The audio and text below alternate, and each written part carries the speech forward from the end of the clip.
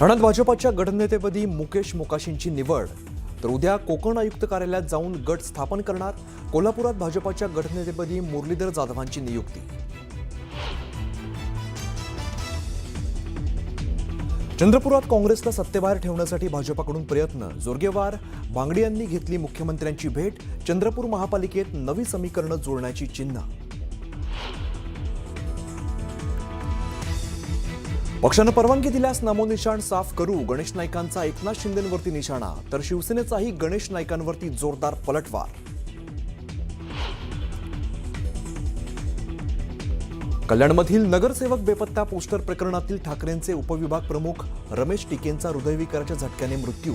पोलिसांच्या दबावामुळे मृत्यू झाल्याचा आरोप. एक केस झाली म्हणून विकास गोगावले गप्प बसणारा नाही. कार्यकर्त्यांच्या वाट्याला गेलेलं आपल्याला सहन होत नाही. जामिनावरती सुटलेल्या विकास गोगावले यांचं मोठं विधान. प्रजासत्ताक दिन सोहळ्यातील भाषणात डॉक्टर बाबासाहेब आंबेडकरांचं नाव न घेतल्याबद्दल गिरीश महाजनांना वन विभागाच्या महिलेनं विचारला जाब. गिरीश महाजनांनी व्यक्त केली दिलगिरी. आदिवासी शेतकऱ्यांच्या लाँग मार्चला गिरीश महाजनांची भेट. उद्याच्या बैठकीत मागण्यांवरती तोडगा निघेल महाजनांचा विश्वास, तर लाँग मार्च मात्र सुरूच राहणार. आणि पन्हाळगडावरील तलावात 3 मजली अनधिकृत मशीद उभारल्याचा हिंदुत्ववादी संघटनांचा आरोप. उद्या जिल्हाधिकारी कार्यालयात हिंदुत्ववादी संघटना एकवटणार.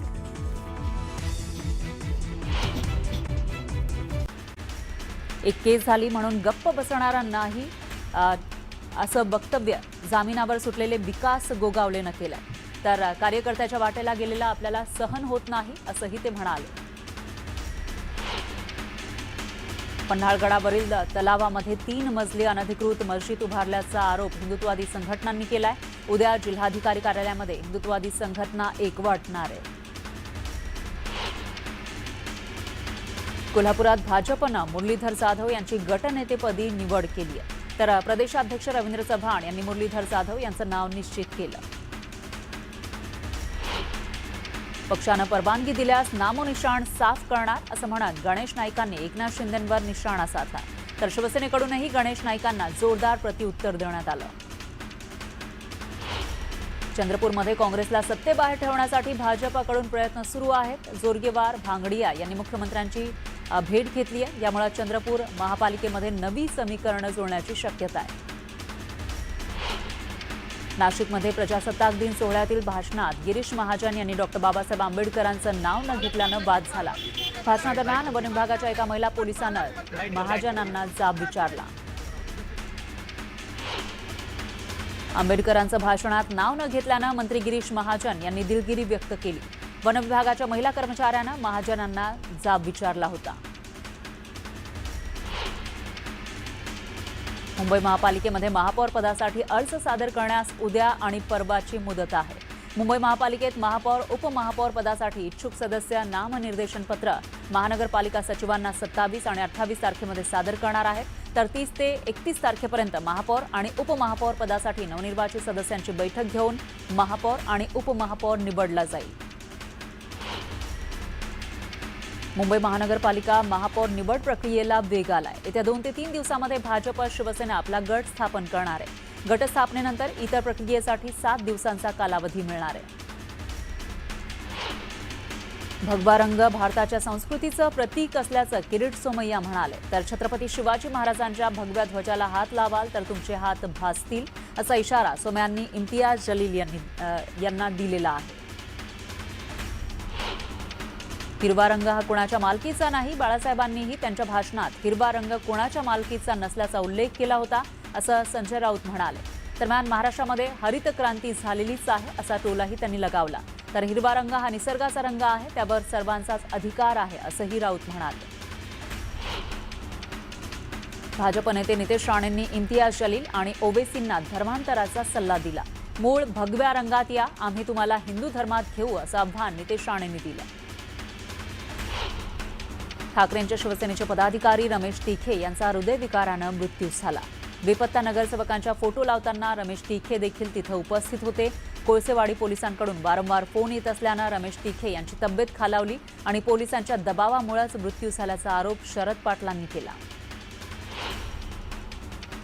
कल्याण डोंबिवली महापालिकेतील ठाकरेंच्या शिवसेनेचे 4 नगरसेवक हे निवडणुकीचा निकाल लागल्यावर नॉट रिचेबल झालेत. यामध्ये मधुर म्हात्रे, कीर्ती ढोणे, राहुल कोट आणि स्वप्नाली किरणे यांचा समावेश आहे. नगरसेवक मधुर म्हात्रे बेपत्ता प्रकरणी त्यांच्या वडिलांनी ठाकरेंच्या जिल्हाध्यक्षांची तक्रार केली आहे. पोलिसांकडून चौकशी सुरू आहे.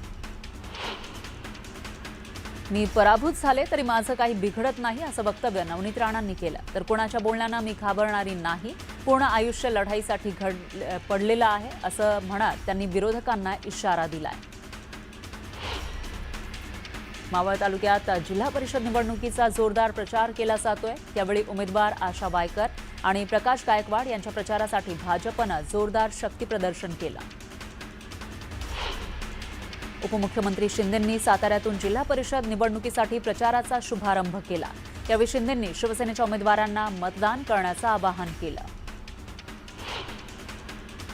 जिल्हा परिषद निवडणुकीतील अर्ज माघारी घ्या, पैसे वाया घालवू नका असं वक्तव्य करत मंत्री चंद्रकांत पाटलांनी विरोधकांना खोचक सल्ला दिला. नाशिक जिल्ह्यातील आदिवासी भागातील विविध मागण्यांसाठी किसान सभा आणि मार्क्सवादी कम्युनिस्ट पक्षानं लॉंग मार्च काढला. लॉंग मार्चमध्ये मोठ्या संख्येनं आदिवासी शेतकऱ्यांनी सहभाग घेतला. मागण्या पूर्ण होईपर्यंत लॉंग मार्च थांबणार नाही असा इशाराही देण्यात आला. नाशिक मुंबई महामार्गावर वाहतूक कोंडी झाली. मोठ्या संख्येनं आदिवासी शेतकऱ्यांनी लॉंग मार्च काढला. त्यामुळे वाहनधारकांना मनस्ताप सहन करावा लागला. आदिवासी शेतकऱ्यांच्या लॉंग मार्चला गिरीश महाजनांनी भेट दिली. उद्याच्या बैठकीमध्ये मागण्यांवर तोडगा निघणार असा विश्वास महाजनांनी व्यक्त केला. आंबेडकरी समाजानं मंत्री गिरीश महाजन यांच्या प्रतिकात्मक पुतळ्याचं दहन केलं. आंबेडकरांचा उल्लेख न केल्याच्या मुद्द्यावरून आंबेडकरी अनुयायांनी संताप व्यक्त केला. नांदेडच्या खैरे गावातील ग्रामपंचायत कार्यालयामध्ये ग्रामस्थांनी ठिय्या आंदोलन केलं. नियोजित ग्रामसभा न घेतल्यानं ग्रामस्थांनी ग्रामसेवकावर कारवाई करण्याची मागणी केली. दरम्यान सरपंच, उपसरपंच आणि ग्रामसेवकाच्या रिकाम्या खुर्चीला हार घालून संताप व्यक्त केला. नांदेडच्या अर्धापूर तालुक्यातील पारडी ग्रामपंचायत समोर गावकऱ्यांनी आंदोलन केलं. प्रजासत्ताक दिनाच्या कार्यक्रमाला डॉ. बाबासाहेब आंबेडकरांचा फोटो न ठेवल्यानं गावकऱ्यांनी संताप व्यक्त केला. तर गावकऱ्यांच्या आंदोलनानंतर आंबेडकरांचा फोटो ठेवून पूजन करण्यात आलं. दरम्यान जोरदार घोषणाबाजीही करण्यात आली. जळगावात अन्न आणि औषधी कार्यालयाबाहेर रुग्ण वृद्ध महिलेसह तिच्या मुलानं आमरण उपोषण केलं.